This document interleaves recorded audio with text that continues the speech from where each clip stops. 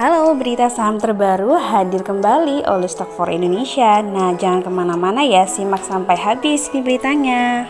Kita mulai berita kali ini dari Wall Street yang akhirnya jatuh juga nih 1% lebih ya, dunia makin suram.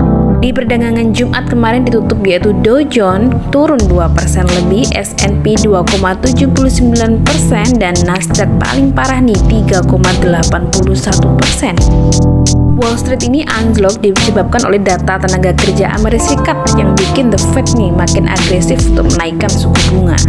Jadi laporannya tingkat pengangguran nih turun menjadi 3,5%, lebih rendah dari ekspektasi 3,7%. Jadi serba salah ya, tingkat pengangguran rendah akhirnya membuat The Fed ketar-ketir ya kan. Kalau pengangguran naik juga akan ada kebijakan yang mungkin akan menyebabkan bursa Wall Street maupun Asia dan bahkan IHSG ikut turun. Turunnya Wall Street tersebut juga mempengaruhi Asia ya, bahkan Asia gagal happy nih di akhir pekan, bursa Asia ditutup lesu. Oke, kita beralih ke komoditi. Pertama ada harga emas yang pagi ini merangkak kembali mendaki ke 1700 US dollar yang berbanding terbalik dengan harga batu bara yang pekan ini akan diramal memudar harganya. Hal ini disebabkan oleh ketakutan akan resesi ya, tapi semoga saja tidak terjadi, biar harga emiten saham-saham emiten batubara ini juga nggak turun. Untuk minyak nih, harganya berhasil meroket 16% pada pekan lalu disebabkan oleh pemangkasan produksi oleh OPEC, dan ini membuat pemerintah RI pusing ya, karena harganya minyak naik, sementara sudah menaikkan harga BBM, sudah tidak mungkin lagi menaikkan harganya dalam waktu dekat. Nah, karena harga minyak naik, maka harga CPO juga ini sama ya, masih diramal akan mencatatkan pertumbuhan yang positif. Nah, simak nih juga beberapa emiten yang akan mungkin diuntungkan dengan kenaikan harga CPO. Salah satunya yaitu dari Samuel Sekuritas yang merekomendasikan buy disematkan untuk PT Triputra Agro Persadati APG, kemudian ada SSMS dan ada STAA dan juga AALI. Dan itu juga Samuel Sekuritas merekomendasikan hold PT PP London Sumatera Indonesia atau LSIP ya, mungkin akan diperkirakan belum menyentuh harga target. Nah, untuk teman-teman investor dan trader silakan disesuaikan, dianalisa lagi, dicari mungkin harganya yang belum terlalu tinggi valuasinya, maka bisa dipilih itu ya. Atau untuk trader silakan secara teknikal dianalisa ulang. Berita global, kita beralih ke berita dalam negeri yaitu IHSG yang kemarin Jumat ditutup anjlok ya. Saham bumi mentereng saat BBJA BBRI turun. Aksi net sell capai 1,3 triliun, asing melepas kelima saham berikut. Di antaranya ada BBJA, ada BBRI, Telkom, ASI, dan BBNI. Wow, 5 saham blue chip ya. Tapi ada juga aksi net buy dari asing yang di beberapa saham yang sama big cap juga ya. Ada BMRI, Inco, PTBA, Adro, dan IPTV. IPTV ini mengejutkan ya, karena IPTV baru dilepas sahamnya oleh MNCN, tapi ternyata malah ditampung oleh asing. Berita yang bisa saja jadi berita bagus atau kurang bagus bagi yang tanahnya dirampas ya, yaitu Beni Cokro yang tanahnya dirampas oleh jaksa ya, yaitu sebesar 23,73 hektar terkait dengan kasus Jiwasraya sampai Asabri. Sebenarnya ini bisa jadi berita bagus jika tanahnya itu terjual kemudian dibuat ganti rugi kepada para investor yang belum kembali modal misalnya, tapi kita tidak tahu nih nanti ke depan bagaimana, kita ikuti saja perkembangannya. Sekarang kita lihat daftar 5 orang terkaya Republik Indonesia yang tajir dari bisnis batubara, dan ini adalah para owner-owner yang emitennya perusahaannya listing di Bursa Efek Indonesia. Yang pertama ada Kiki Barki. Kiki Barki adalah pengusaha nasional ya. Beliau adalah pemilik dari Harum, emiten pertambangan batubara PT Harum Energi Tbk. Ya, tahun lalu beliau itu masih dalam daftar 50 orang terkaya di Republik Indonesia dengan kekayaan senilai 22,96 triliun. Tapi mengejutkan saat ini hartanya ditaksir 28,7 triliun, naik signifikan ya. Data kekayaan ini tentu saja juga beracuan kepada harga saham yang mereka miliki ya, yang listing di Bursa Efek Indonesia. Daftar terkaya kedua ada Lau Tuk Kwong ya. Beliau adalah pemilik dari PT Bayan Resort Tbk atau Bian ya. Ini saham yang saat ini harganya paling mahal di Bursa Efek Indonesia. Tahun lalu, majalah Forbes menempatkan Lau Tu Kwong di posisi ke-18 orang terkaya di Indonesia dengan harta bersih di tasir senilai 2,55 miliar US dollar. Tapi data terbaru menunjukkan bahwa harta beliau nih bertambah luar biasa, bertambahnya 20,80 triliun dalam satu kuartal saja. Wow, keren. Yang ketiga yaitu ada beberapa owner yang tercatat sebagai ownernya Kongsi Adro ya. Ada Boy Thohir, TP Rahmat, dan Edwin Suryajaya. Data terbaru menunjukkan bahwa TP Rahmat sebagai Taipan terkaya nomor 12 di Indonesia dengan total kekayaan 28,6 triliun. Dan di akhir tahun lalu, majalah Forbes juga menempatkan Boy Thohir di posisi ke-17 orang terkaya di Indonesia dengan harta bersih senilai 2,6 triliun US dollar. Namun saat ini hartanya udah bertambah dong karena harga sahamnya juga udah naik lumayan nih. Selanjutnya yang nggak mau ketinggalan yaitu keluarga Bakri. Nah, grup Bakri ini tercatat memiliki banyak sekali bisnis di hampir semua sektor penting nih di perekonomian ya. Kita tahu bahwa Bumi juga mengendalikan dua raksasa tambang batu bara tanah air nih, yaitu PT Kaltim Primakol dan PT Arutmin Indonesia. Daftar terakhir kelima yaitu adalah Patrick Waluyo hingga Luhut Binsar Panjaitan. Pak LBP nggak mau ketinggalan juga ya, karena beliau juga adalah pemain dari perusahaan batubara juga yang listing di Bursa Efek Indonesia. Ada banyak nih beberapa perusahaan batubara di bawah mereka, yaitu ada GEMS, ada Doit, ada ITMG, dan juga Toba yang milik Pak LBP. Oke, itu dia daftar 5 orang terkaya dari bisnis batubara. Kita bicara lagi tentang bursa Asia ya. Pagi ini ternyata semua rata-rata nih ambrol ya, mungkin mengikuti Wall Street yang juga ambrol dalam nih. Semoga IHSG nggak ikut-ikutan ambrol juga ya. Oke, next kita akan bicarakan mengenai emiten. Yang pertama ada daftar 5 emiten yang terjerat pilot dan berpotensi delisting dari bursa, dan sebagian sudah pernah kita bahas di berita-berita sebelumnya ya. Seperti ini, nomor 1 yaitu Force PT Firzaland Indonesia yang bergerak di properti ya. Ini juga sempat sudah kita bahas di beberapa hari yang lalu. Lalu emiten yang kedua ada Gold atau BT Golden Plantation ya. Ini juga ada potensi nih di listing. Gerak di bidang apa ini PT Gold? Karena kan kita jarang sekali mentradingkan saham ini ya, apalagi untuk investasi. Gold ini didirikan di 5 Desember 2007 dan kegiatan utama perusahaannya adalah usaha perkebunan dan pertanian kelapa sawit. Sayang banget ya, padahal bisnis ini bisa jadi lebih cerah nih ke depan karena ada biodiesel dan sebagainya. Yang ketiga ada emitennya Pak Beni Cokro yaitu PT Hanshin International Tbk atau MYRX. Ini dulu sering banget kita tradingkan pada saat beliau masih suka menggoreng-goreng sahamnya ya. Lalu ada lagi PT Nipres Tbk atau NIPS. Nah, bergerak di bidang apa nih NIPS? NIPS ini pembuatan baterai untuk segala keperluan dan kegiatan terkait lainnya. Perusahaan yang beroperasi udah lama ya, tahun 75 sebenarnya. Tapi ya mungkin di perjalanan bisnisnya kurang lancar juga, akhirnya mempengaruhi kinerjanya. Dan terakhir ada KRAH atau PT Grand Kartek. Kartek dinyatakan pilot oleh Pengadilan Niaga pada Pengadilan Negeri Jakarta di tahun lalu 2021. Yang belum tahu KRAH ini adalah perusahaan engineering dan manufaktur yang mampu merancang dan membangun peralatan dan mesin yang melayani berbagai sektor industri. Kelihatannya bagus ya, tapi ya tidak tahu kendalanya di mana nih. Ada yang potensi di listing dan ada juga nih malahan yang sudah bangkit dari keterpurukan dan ada potensi untuk dibuka suspendnya, yaitu Garuda Indonesia dan Waskita Beton atau WSBP. Semoga segera dibuka suspendnya dan harga sahamnya ikut naik terdongkrak oleh kinerja ya, karena sekarang penerbangan udah dibuka lagi. WSBP juga sudah banyak punya project termasuk di IKN juga ya. Nah, ini karena banyak sekali juga nih yang punya sahamnya, saya yakin nih beberapa teman-teman, karena dua emiten ini sangat populer.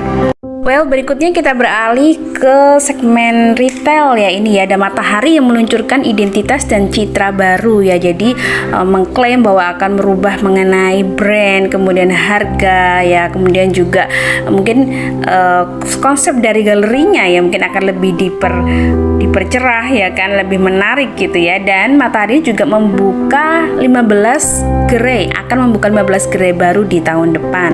Langkahnya cukup mengejutkan ya, karena LPPF ini kan kita tahu bahwa sering sekali kemarin ya gencar untuk menutup gerai, tapi sekarang ini mau membangun gerai yang lumayan banyak juga nih. Masih seputar tentang belanja, ada juga nih harga iPhone yang bakal lebih mahal ya. Bersiap-siap nih warga Republik Indonesia yang mau minat nih untuk bisa membeli iPhone. Kira-kira peminatnya masih akan banyak atau enggak ya? Karena ini disebabkan oleh penguatan dolar Amerika Serikat nih, akhirnya membuat harga iPhone-nya makin mahal. Nah, kita bicara tentang iPhone ini, kita tahu bahwa emiten yang distribusi kemudian melakukan perakitan tuh ada Era dan juga ada PTSN ya. Dua ini kalau iPhone yang laku keras, mereka yang diuntungkan juga. Dan sebaliknya tentunya ya, kalau misalnya pendapatannya menurun ya, laba bersihnya juga berpotensi untuk menurun. Di seputaran perbelanjaan juga masih ada Tokopedia yang kali ini berkolaborasi dengan Bank Jago yang akan bakal permudah merchant. Jadi untuk bisa dipakai para merchant yang bekerja sama dengan Tokopedia ini untuk pengembangan seperti pencatatan keuangan, ya bisa membedakan antara rekening pribadi dan rekening bisnis. Nah, itu akan dibantu oleh Bank Jago nih. Nah, mengenai Bank Jago ini juga ada kabar mengejutkan nih, bahwa ada aksi senyap GIC Private serok 4,49 juta lembar saham Arto atau Bank Jago. GIC ini adalah perusahaan dari Singapura ya. Dari aksi serok saham yang lumayan jumbo ini juga membuat kepemilikan sahamnya bertambah luar biasa ya GIC ini. Sekitar 9,21% dari total kepemilikan saham. Masih dari dunia perbankan ya, ada aroma-aroma sedap nih, ada bank asing HSBC yang mungkin akan melakukan IPO di Indonesia. Kita tunggu ya. Lalu berikutnya ada berita yaitu dari BBTN yang akan melakukan right issue. Nah, kira-kira harga wajarnya berdasarkan para analis ini berapa ya? Karena setahu saya BBTN ini sekarang harga valuasinya cukup murah dibandingkan dengan bank-bank besar lainnya maupun bahkan bank mini. Untuk right issue-nya nanti yang sahamnya diterbitkan ada 4,6 miliar lembar saham sebanyak-banyaknya. Dan diperkirakan akan memperoleh dana 4,13 triliun. Dan ini dia proyeksi harga wajarnya ada 2.200 ya. Sementara harga saat ini pada Jumat closing kemarin 1.560, masih ada range lumayan lebar ya, beberapa puluh persen. Selanjutnya ada Bank BRI yang nggak mau kalah nih, akan menanam kan sudah menanam nih di proyeksi serap karbon 108.065 ton CO2 pada 2026, karena kita tahu bahwa BBRI ini sedang menargetkan penanaman 750.000 bibit pohon pada tahun 2022 ini dan 1 juta bibit pohon lagi di tahun depan. Jadi targetkan itu 1,75 juta bibit. Wow, ini banyak sekali ya. Dan masih dari BBRI yang akhirnya memakai mobil listrik Hyundai Ioniq dan motor listrik Gesit untuk kendaraan operasional. Nah, Gesit ini merupakan produk dari Wika. Pas ya, BUMN memakai produknya BUMN, kolaborasinya cukup bagus. Dan dari BNI ini juga ada berita bagus yang mencatat volume transaksi BNI Direct 2.838 triliun. Wow, jumbo sekali nilainya. Dan tidak mau ketinggalan, ini yang membuat kemarin hari Jumat harga saham PNBS-nya naik lumayan tinggi ya, yaitu Dubai Islamic ambil panin Dubai Syariah melalui tender offer. Rupanya masih kurang ya kepemilikan sahamnya 25%, masih mau nambah lagi nih. Jadi membeli lagi 67,30% saham PNBS. Dan Dubai Islamic ini akan membeli PNBS dengan valuasi 1,8 kali PBV atau berkisar sekitar di harga 108 per saham, masih di atas harga sekarang nih. Jadi masih ada potensi naik kayaknya harganya ya. Apalagi kalau kita bicara tentang masa depan ya, lebih beberapa mungkin tahun ke depan mungkin harganya bisa jauh lebih naik daripada sekarang, karena mereka juga ingin cuan dong ya kan, ingin sahamnya juga terkerek naik setelah mereka membeli sahamnya. Oke, dari emiten perbankan kita beralih ke emiten konstruksi. Yang pertama ada PT PP yang menggandeng LG membangun Smart City di IKN Nusantara. Semoga nih dengan adanya kolaborasi tersebut bisa menambah ya implementasi terbaik dalam penerapan Smart City di IKN. Selanjutnya ada dari Wika. Jokowi meresmikan revitalisasi Bandara Halim garapan Wika KSO. Wah, selamat nih buat Wika ya. Akhirnya bandaranya direvitalisasi. Lalu masih ada kabar bagus lagi nih dari konstruksi yang lainnya, WSKT yang melunasi sebagian utang. Ini bagus sekali karena kita tahu WSKT ini lumayan ya untuk BUMN konstruksi, mungkin bisa hutangnya mungkin yang paling banyak ya selain dari ADI. Nah, bicara mengenai konstruksi nggak lepas juga dari properti. Nah, dari Ciputra nih mengeluarkan statement bahwa berakhirnya insentif PPN DTP memicu kenaikan harga properti, dan ini berlaku juga mungkin untuk emiten-emiten properti yang lainnya. Jadi siap-siap nih. Dari properti kita beralih ke pertambangan. Belum apa-apa, grup Salim CS pesta gain 8,4 triliun dari saham Bumi. Ini adalah potensi gain ya, floating gain asal pembelian dari saham Bumi melalui private placement oleh grup Salim. Karena harga pelaksanaan private placement-nya itu kan 120, sementara kemarin Jumat ditutupnya udah 180 lebih, jadi gainnya luar biasa nih. Selanjutnya, Inde yang sudah berhasil melego 24,1 juta ton sampai dengan Agustus 2022. Selamat buat Inde. Kita beralih ke telekomunikasi. Ada PPA membeli saham anak usaha Indosat. PPA ini berkomitmen dalam mengoptimalisasikan kepemilikan saham minoritas pada Indosat, jadi ditambah lagi di kepemilikan sahamnya. Anak usaha dari Indosat itu adalah PT Aplikan Usaha Lintasarta atau Lintasarta, perusahaan yang bergerak di bidang Information dan Communication Technology ya, Total Solution. Selanjutnya dari teknologi ada WIRG, bukan Metaverse, cuan WIRG berasal dari jualan pulsa. Kita lihat datanya yuk. Nah, sebenarnya kinerja dari kenaikan pendapatan sebesar 113% secara tahunan atau year on year itu mencapai 650 miliar. Ini luar biasa ya. Tapi di laporan keuangan WIRG itu tidak tampak adanya kontribusi jumbo dari segmen Metaverse ya. Mungkin karena belum masih dalam proses, jadi belum masuk ke dalam pendapatan yang jumbo. Jika menilik prospektus IPO, segmen penjualan voucher pulsa dan listrik secara konsisten memiliki kontribusi terbesar terhadap pendapatan bersih konsolidasi WIRG sejak 2019. Nah, dari teknologi ada juga nih RAN System yang siap buyback saham maksimal 20%. Nah, ini kabar bagus ya, minimalnya 7,5 ya. Rentan waktu buybacknya antara 6 Oktober 2022 sampai 5 Januari tahun depan 2023. Ini biasanya akan mengerek harga sahamnya ya, walaupun dalam waktu yang nggak terlalu lama. Yang belum tahu mengenai RAN, selain ini didirikan tahun 2014, bergerak di bidang penyedia solusi perangkat lunak enterprise resource planning, custom application development, dan layanan profesional terintegrasi dari proses bisnis hulu ke hilir untuk segala bisnis dari skala menengah hingga besar dengan nama merek RAN System. Berikutnya ada berita yang kurang sedap dari KFC yang menutup layanan pesan antar by 14022 yang biasa kita pakai untuk pesan KFC ya, sekarang udah nggak ada lagi nih. KFC ini di Bursa Efek Indonesia terdaftar dengan nama FAST atau PT Fast Food Tbk. Dan bicara tentang ayam, kita ingat emitennya Kaisang Pangarep ya, ini kebut pabrik ke-9 untuk PMPP PT Pancamitra Multi Perdana. Ya, jadi ini untuk memenuhi kebutuhan permintaan dari Amerika, di mana di sana tuh melonjak banget nih permintaan hasil olahan udang. Jadi salah satunya adalah permintaan ke PMPP. Selanjutnya kita beralih ke emiten yang mau aksi korporasi right issue juga. Tadi selain ada BPTN, sekarang ada SMGR yang akan right issue di 5,6 triliun. Kita tunggu ya kabar baik dari SMGR, kira-kira harganya masih bisa naik gak ya setelah ini. Berikutnya ada juga aksi korporasi pembagian dividen, yaitu dari grup Astra yang ini dividennya jumbo ya, dividen interimnya 6,89 triliun.